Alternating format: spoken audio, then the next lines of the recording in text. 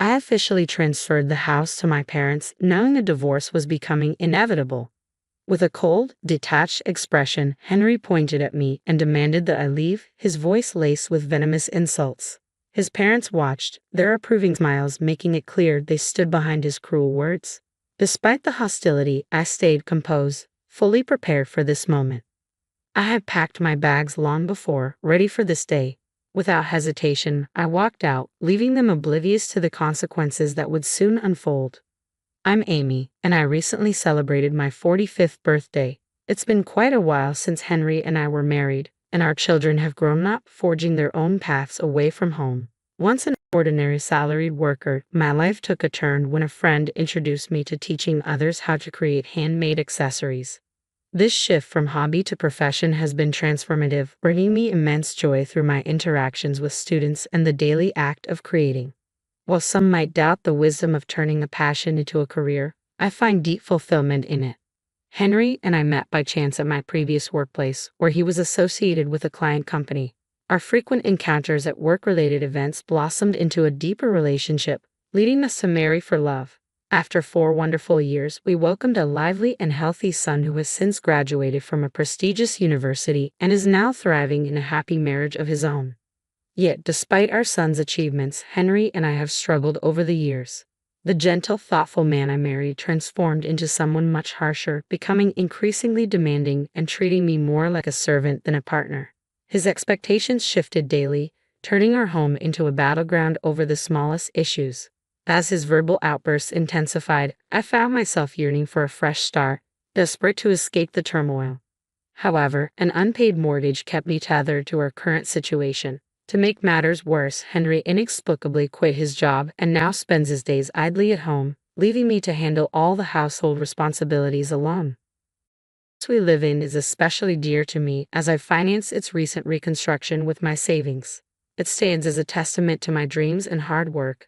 A space crafted for my vision and effort. The spacious kitchen, thoughtfully designed, showcases my taste. Although Henry had some input in the layout, I ultimately covered all the expenses and ensured my preferences were realized. Building this house was both a challenge and a joy, embodying everything I had hoped for. Unfortunately, the financial burden was heavier than expected, forcing us to take on a larger loan than we had planned.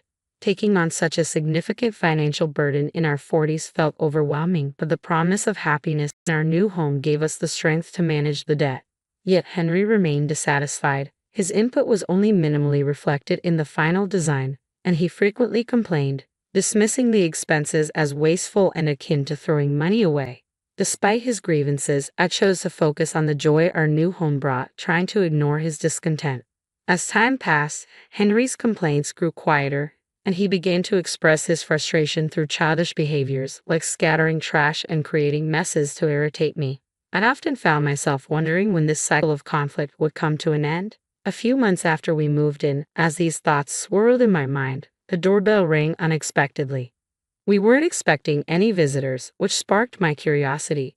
Just as I was about to answer the door, Henry jumped up and moved to open it himself, as if he knew who it might be. Soon, cheerful voices and laughter floated in from the entrance. When the living room door finally swung open, I was taken aback to see my in-laws, Willie and Catherine. My relationship with them had always been strained. From the moment we announced our marriage, they had been cold and critical of my background, maintaining an uncomfortable distance even on our wedding day. Their sporadic visits since then always left me uncertain about how to navigate each encounter. Despite the lack of recent communication, their unexpected arrival left me feeling unsettled. I greeted them politely, though a hint of tension lingered in the air. They walked past me without a word, pointedly ignoring me and even brushing against my shoulder as they explored the house. Their envy was palpable as they admired the spacious, well-designed kitchen. Meanwhile, Henry reveled in their attention, proudly showing them around. When they returned, their faces reflected satisfaction, but Henry's mood shifted sharply. He turned to me with a stern expression and loudly commanded me to prepare tea and snacks quickly. Taken aback by his sudden outburst, I hurried to fulfill his request, feeling the weight of the moment as I set about making tea and snacks. Despite my efforts to be welcoming, Henry's parents appeared unsatisfied. Willie quickly polished off his snacks and tea, offering only a brief compliment about the house's interior. Amidst this, Henry, beaming with pride, extended an invitation for his parents to move in with us, hardly acknowledging my presence at all. As they listened to Henry and prepared to leave, I stood back, watching their retreating figures. The gap between Henry and me felt immense, especially as I saw him so animated and joyful with his parents, a side of him I hadn't witnessed in a long time. After Henry's invitation, his parents began visiting more frequently.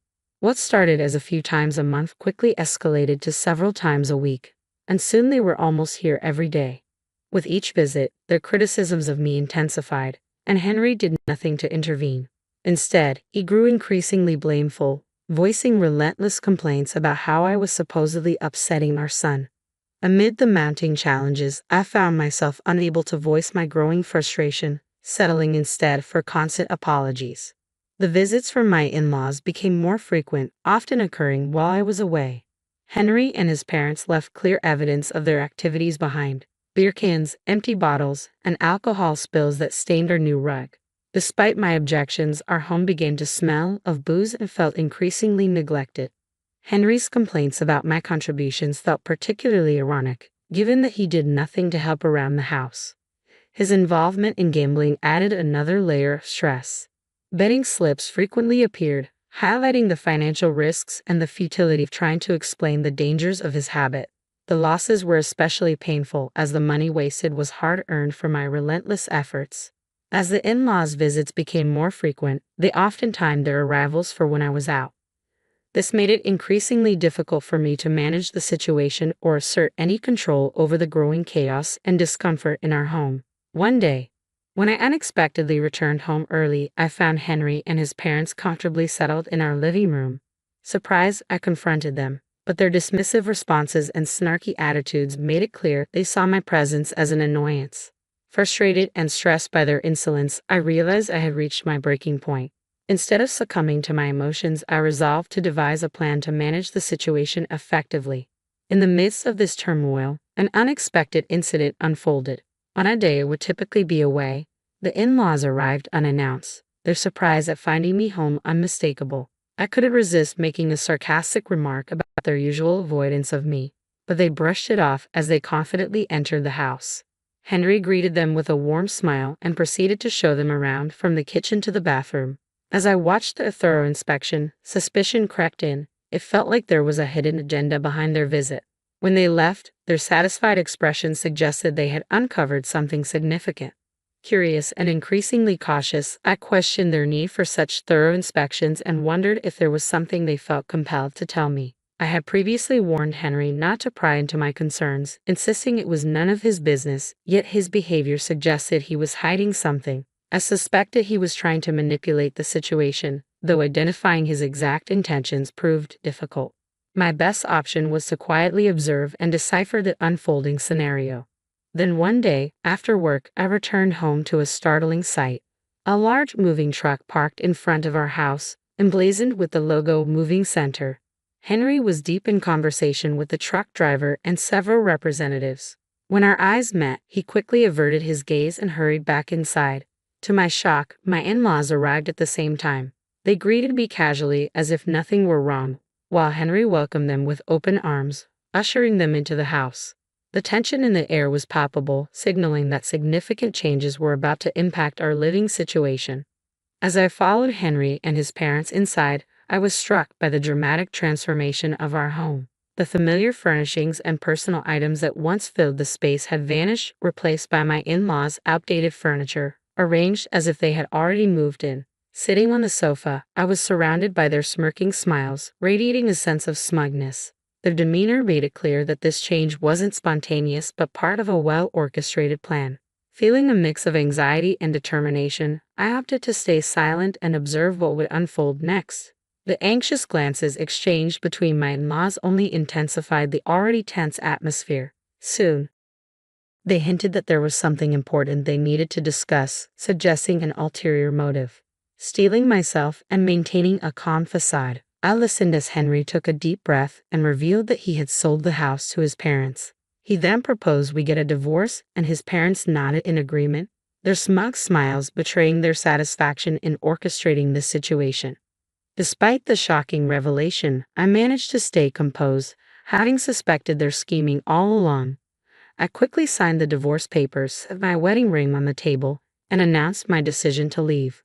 My suspicions about Henry and his parents' deceitful behavior during their frequent visits while I was away had prompted me to take precautionary measures. I had installed surveillance cameras throughout the house, which I could access via my smartphone. Initially, I monitored their casual interactions, but it wasn't long before I stumbled upon footage that confirmed my worst fears. In the video, Henry and his parents were seen happily discussing the sale of the house. Shocked but now fully aware of their intentions, I began to plan my next steps carefully. Armed with evidence from the surveillance, I started searching for a new place to live, determined to move on from this betrayal.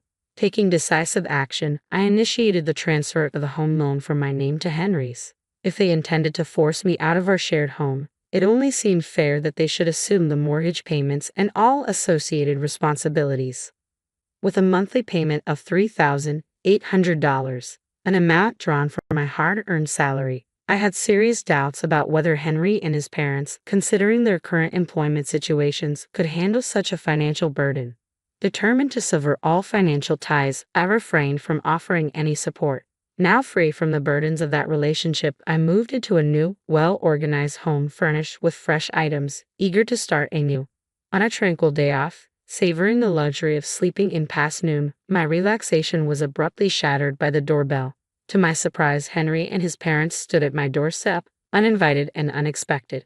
They barged in without waiting for an invitation and spread a document in front of me, accusing me of illegally altering the loan terms without their consent. I was taken aback by their audacity. They explained that shortly after I had left the old house, they received notification of the loan name change. Henry and his parents, all currently unemployed, were stunned, claiming they couldn't afford the steep monthly payments.